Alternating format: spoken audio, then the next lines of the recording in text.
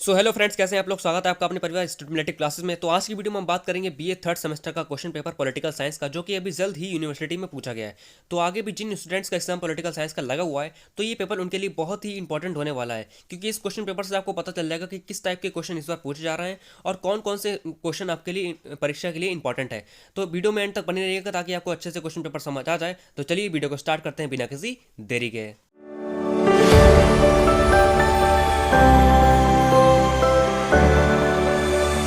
जैसा कि आप लोग ऊपर लिखा देख पा रहे हैं कि 2024 और 2025 के सेशन में इस क्वेश्चन पेपर को पूछा गया है, जो कि बहुत इंपॉर्टेंट क्वेश्चन पेपर होने वाला है आपके लिए। तो जितने भी स्टूडेंट्स यहाँ पे पढ़ने वाले हैं, उन्होंने सबसे पहले ध्यान दिया होगा कि यहाँ पे जो प्रोसेस की स्पेलिंग लिखी हुई है पॉलिटिकल साइंस में, वो कि गलत लिखी हुई है। यहाँ पे प्रोसेस में एस की जगह यहाँ पे सी होना चाहिए था। सबसे पहले हमने यहाँ पे गलती निकाल दी है। तो चलिए अब क्वेश्चन पेपर को भी देख लेते हैं।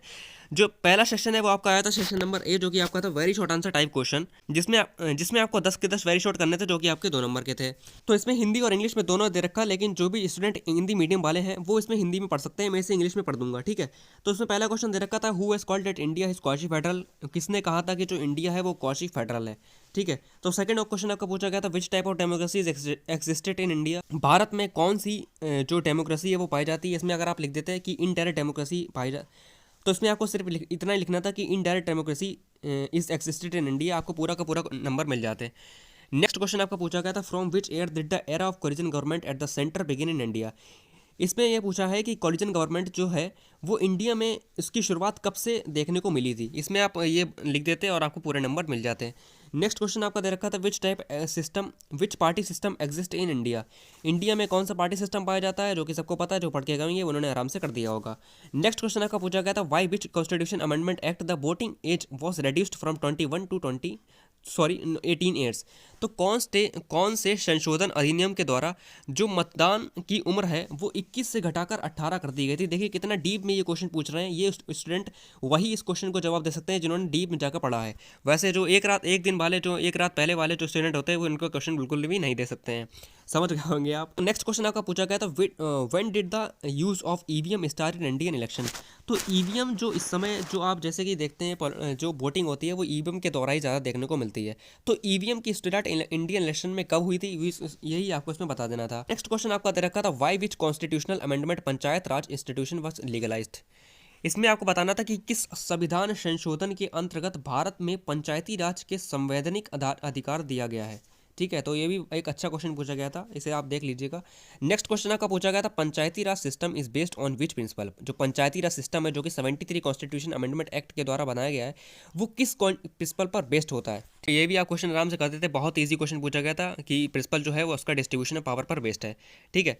तो नेक्स्ट क्वेश्चन आपका पूछा गया था, which who can impose president rule in India. देखिए क्वेश्चन में इन्होंने आंसर दे दिया है कि प्रेसिडेंट रूल इंडिया में कौन लगाता है, तो प्रेसिडेंट ही लगाता है और कोई तो लगाएगा नहीं। तो कितना इजी क्वेश्चन पूछ लिया इन्होंने। लास्ट क्वेश्चन जो आपको पूछा गया था, how communalism in India leads to division in the society. राजनीति में सांप्रदायिकता कैसे समाज में विभाजन की ओर ले जाती है। तो ये भी क्वेश्चन एक आपका यूनिक पूछा गया था, इसे आप देख लीजिएगा जरूर आने वाले एग्जाम के लिए।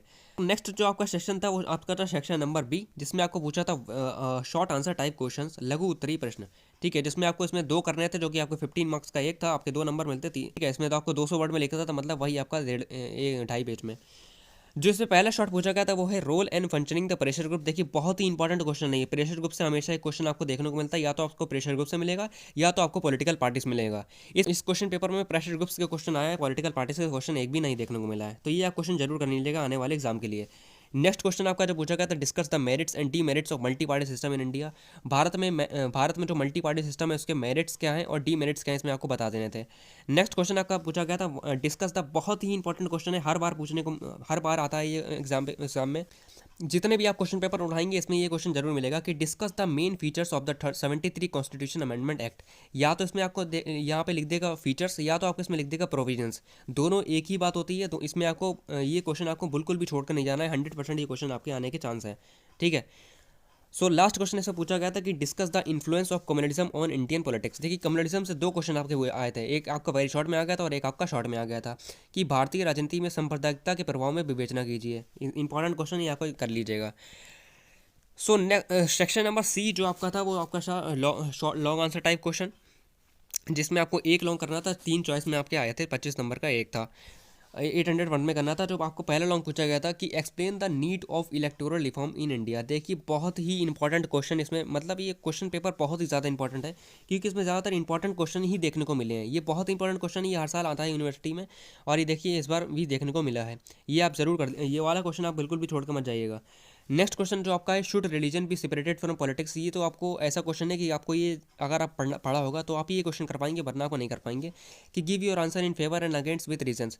सो अगर हम क्वेश्चन हिंदी में पढ़ें कि क्या धर्म को राजनीति से अलग किया जाना चाहिए, अपना उत्तर पक्ष और विपक्ष के कारणों में सही दीजिए।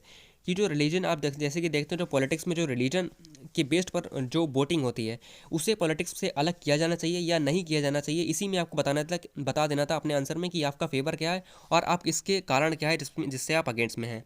तो ये भी क्वेश्चन एक इंपॉर्टेंट क्वेश्चन बन जाता है।